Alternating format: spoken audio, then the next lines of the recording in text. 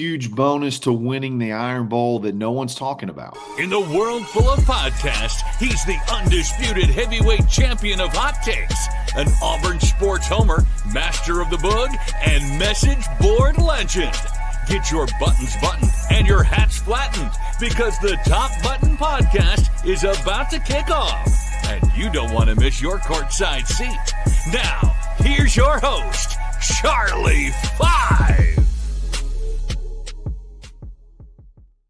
Yes, sir. We're back. It's another episode of the Top Button Podcast. I'm your host, Kyle Rush, a.k.a. Charlie Five, and we are ready to get after it. Happy Monday. Let's get this thing kicked off. It's Iron Bowl week. We got a press conference today with DJ Durkin. We got practice. We got all kind of stuff. We're ready for the Iron Bowl on Saturday. But there's a huge bonus from winning this thing outside of just the rivalry aspect of it, outside of, bragging rights, outside of everything that goes along with that game. There's a big bonus not a lot of people are talking about. We're going to talk about retention versus going to the portal, the importance of that, and then we're going to talk about the Vegas tournament that kicks off tonight, and it's a crazy format. Like you're not going to believe this format. So let's go ahead and dive into this bonus to winning the Iron Bowl that I don't think a lot of people are talking about. It's not so much a bonus really as it is a huge advantage for the very next for the next coach, whoever that may be. And it revolves around bowl eligibility. Obviously, Auburn's 5-6. So you win this game, you go to 6-6, and you get bowl eligible. And I know like the old school reason bowls were important was because obviously you get the extra practices. You get to let some of the young guys get some experience in those practices. You get to kind of build a little bit for next year. You get to celebrate with your team. They get at least to get some kind of trip. And that's all, that's all well and good. That's all still a part of it. But the biggest advantage to getting bowl eligible is that the players will still have to be here. And what do I mean by that? Well, look, the portal doesn't open till January the 2nd. So you could be like, Kyle, what are you talking about? The portal doesn't open for another month. You're fine. How does this help you? Let's take a look at the academic calendar really quick. So take a look right here. Classes actually end on December the 5th, which if I'm not mistaken is the Friday after the Iron Bowl. Okay, it's that quick when classes end. Now, you have exams starting on like the next Wednesday, and I think it goes for, a few days after that. No, I'm sorry. The exams start on that following Monday. So you have that next week of exams. Now, look, some professors will have in-person exams. Some professors won't. Some, if your grade's good enough, you don't have to take an exam. Like there's all kind of stipulations on how exams are administered. But the biggest thing is that classes end on December 5th.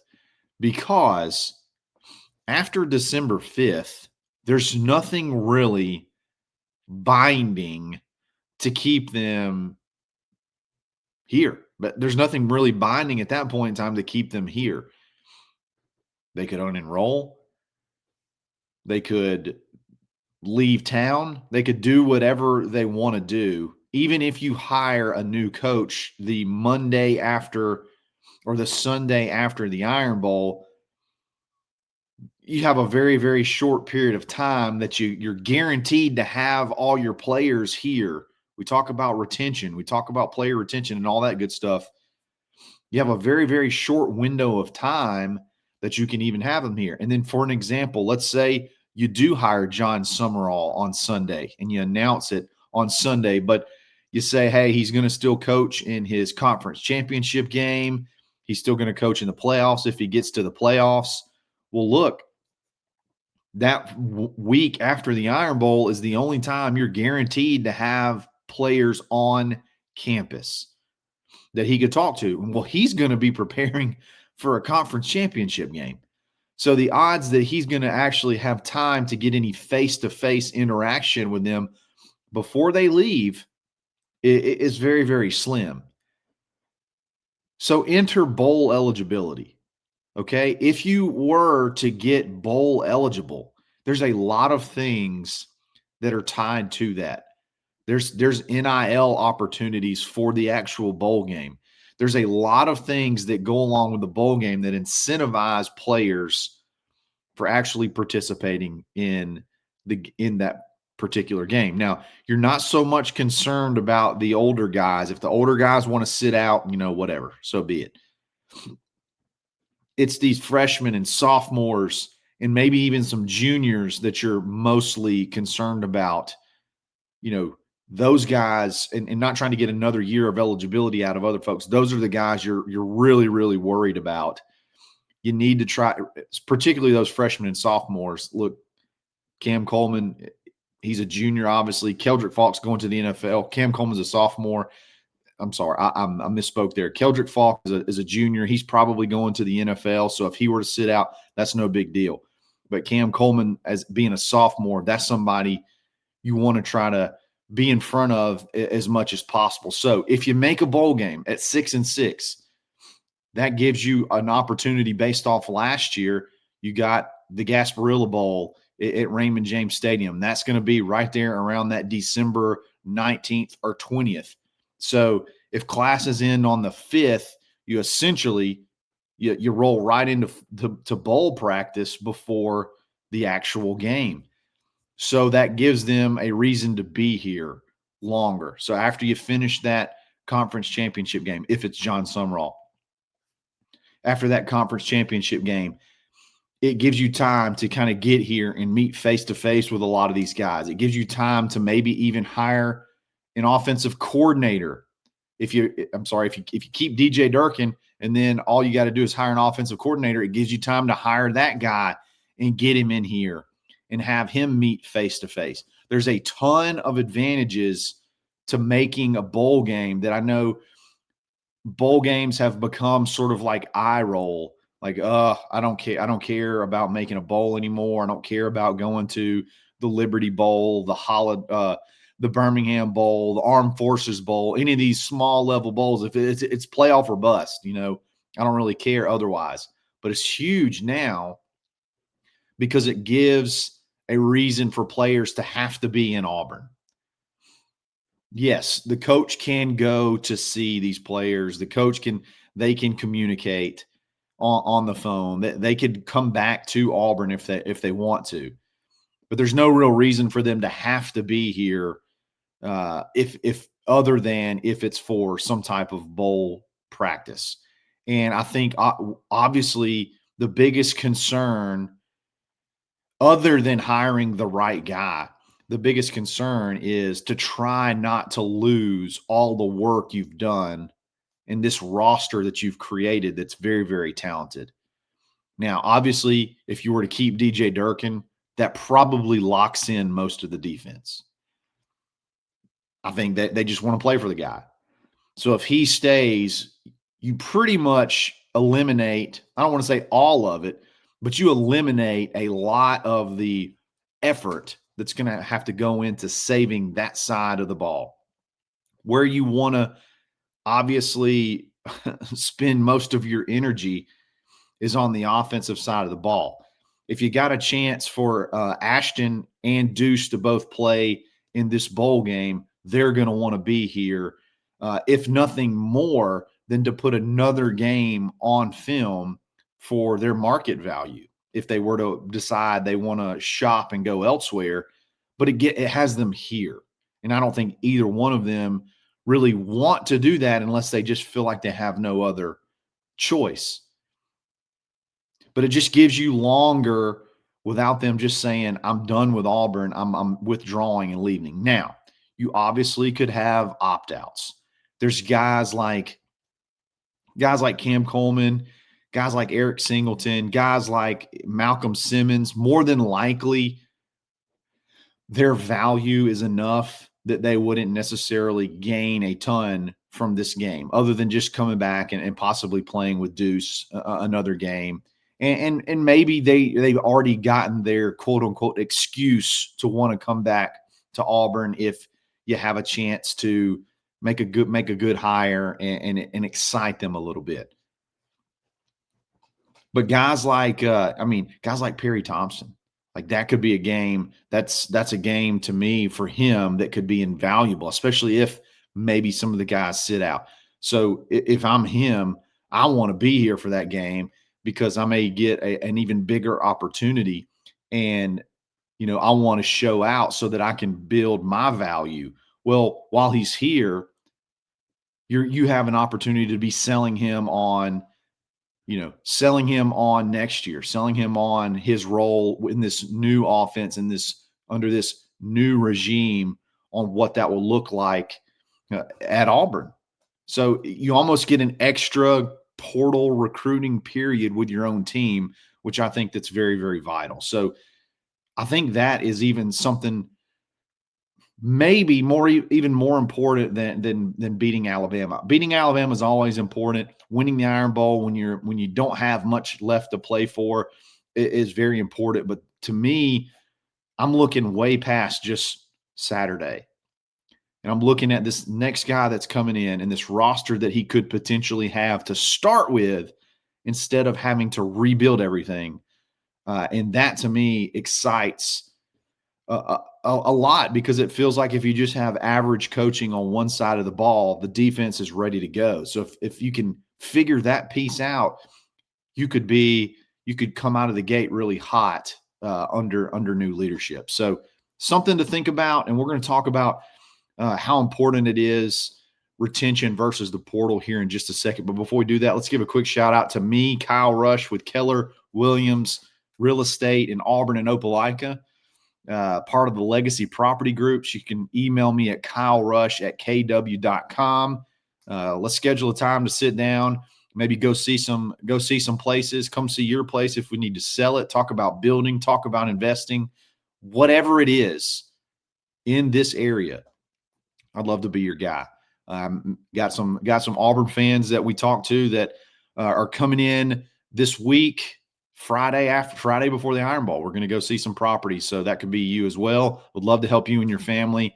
So give me a shout. It's Kyle Rush at kellerwilliams.com, or Kyle Rush at kw.com. And then also let's give a quick shout out to Roback.com. I got my Roback hoodie on this morning. Use coupon code BARN20 to take 20% off your order. Polos, pullovers, hoodies, just mentioned, doesn't matter. They got everything. They got women's apparel. They got kids apparel. You can get matching stuff with your kids, I think, which is just sick. That's awesome. And then you can save big at the same time. So show them some love. It's Roback.com. We'll be back right after this.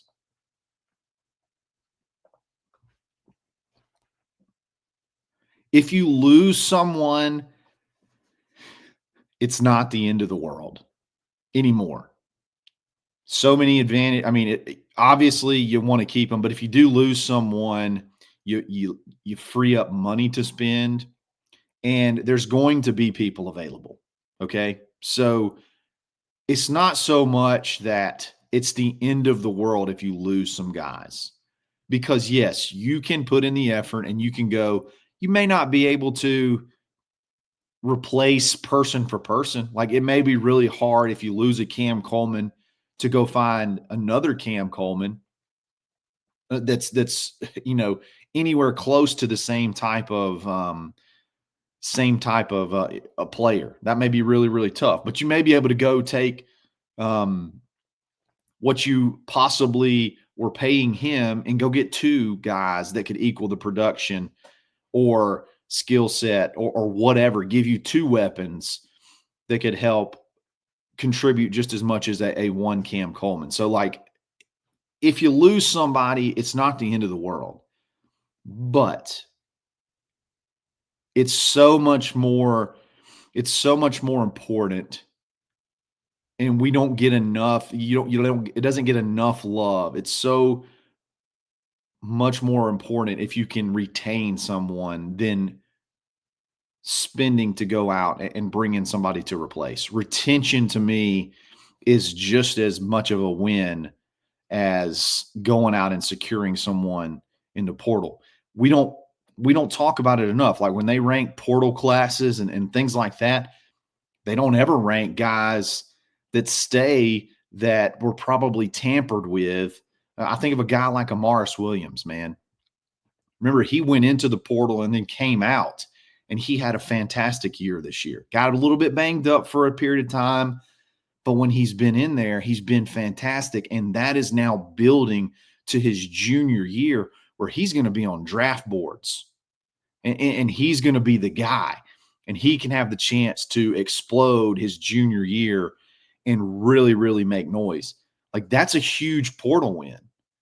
Whether you want to call it a portal win or not, that's a huge win.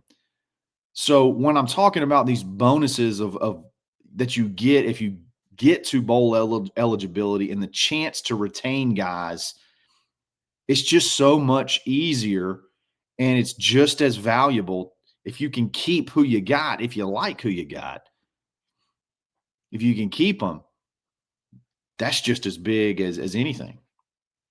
So that's why I think when people talk about roster retention, they talk about, gosh, you guys are talking so much about this roster that's, what's the record? 5-6. Like, why would you want to retain any of it? And it's because, particularly on the defensive side, those guys have fought all year. And other than one game that was coming off of a week of turmoil, other than one game, they've been phenomenal. They've kept you in every single game. You don't want to lose that. You want to try your best to keep that synergy, that continuity moving forward. We don't want to go through another 3-year build. And that could very easily happen if you can't keep a lot of these players. So I think that's why that's been the biggest focus about how the first question, who are you going to hire? Then the second question is who's going to leave? That's like the most common question. Is Cam Coleman going to leave? Is Eric Singleton going to leave? Is Perry Thompson going to leave? Is Deuce Knight going to leave? That's the conversation. So it's very, very important. Portal's awesome. If you lose someone, it's not the end of the world. But if you can keep them, it's so much easier to keep them than it is to go out and get something new because you know what you got here. You're taking a little bit of a gamble when you go out there to get somebody to replace them. So that's why I think the conversation around retention is always so – there's the importance is always ramped up really high. Let's switch gears and talk basketball here and wind it up. This Vegas tournament starts off tonight. Auburn takes on Oregon. Then you got Michigan tomorrow night.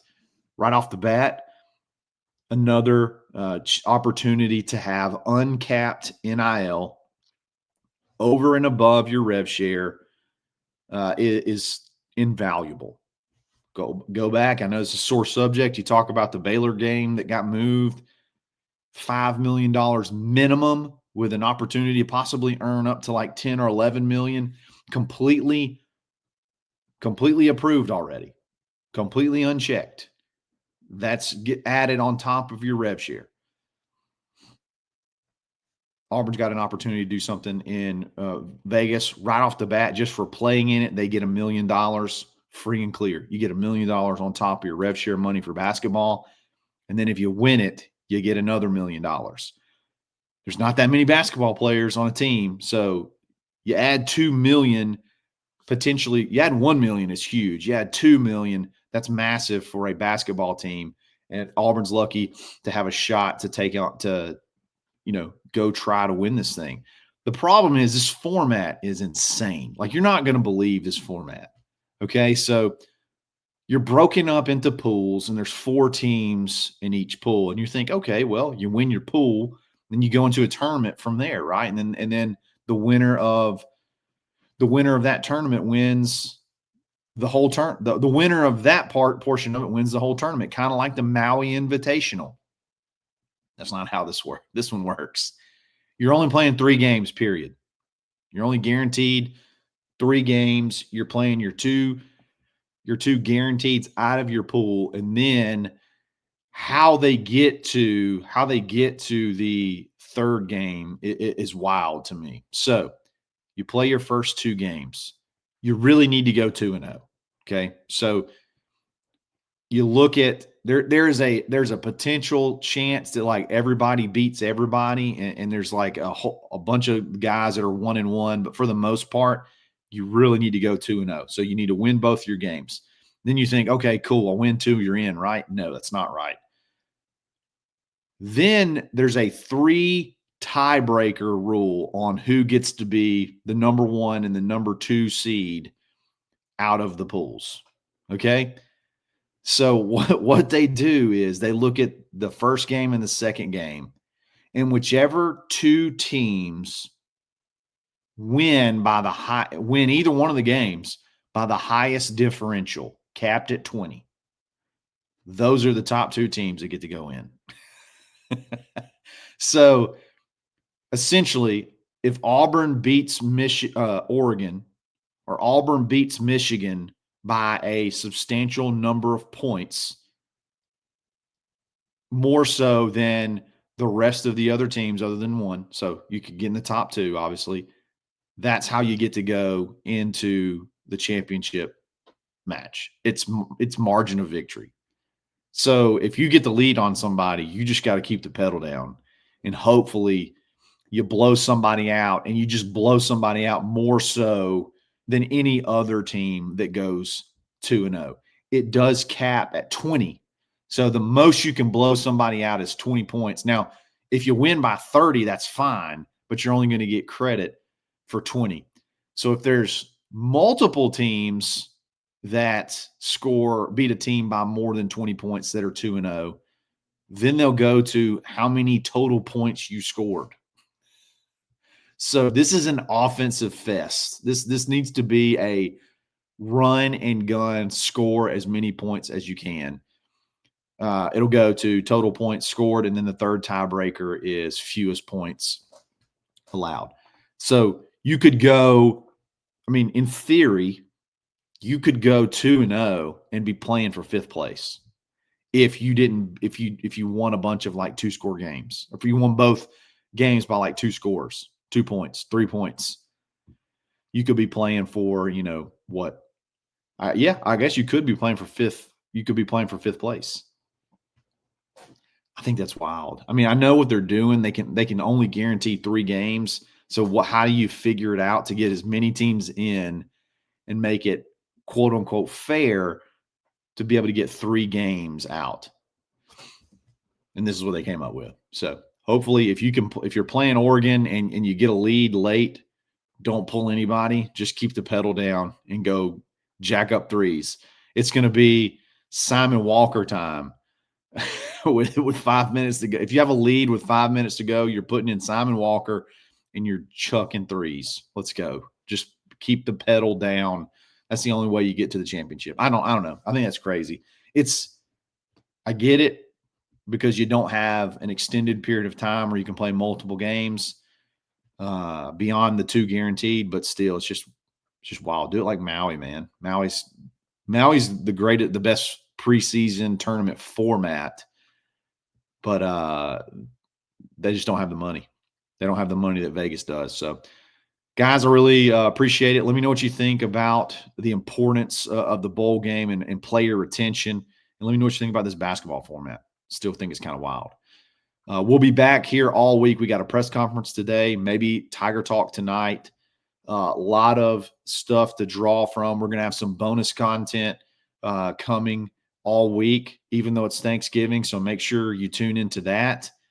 Subscribe on our YouTube channel. You'll see the different membership tiers. Just subscribe as a member, and you'll be able to catch that bonus content. You even can have access to our message board from, I think, our Tier 3 membership. So check us out there, and you'll find all different bonus shows that we're starting to put out every single week. Really appreciate it. Talk again soon. It's another episode of the Top Button Podcast. Stay buttoned.